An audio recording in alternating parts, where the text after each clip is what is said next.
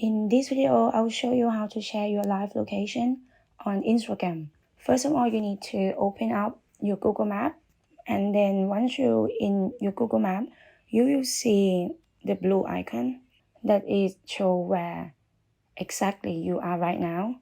So you need to tap on that blue button, and then now the Google Map will show your location details, and then you will see the share location button. So we need to tap on that.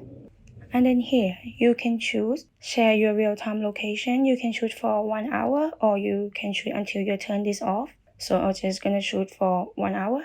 And then now you will see more options, which is on the bottom. So we tap on that.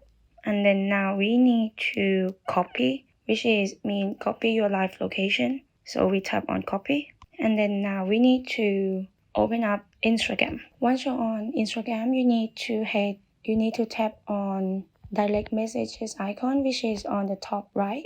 And then now you can search for who you want to share your live location to. So I'm going to share to my friend. And then now you need to place on the message box and then pass, which it will pass your live location.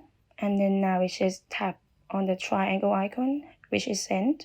And then now you can see I have shared my real-time location. So then my friends can just click on this link and they will know exactly now where I am for an hour.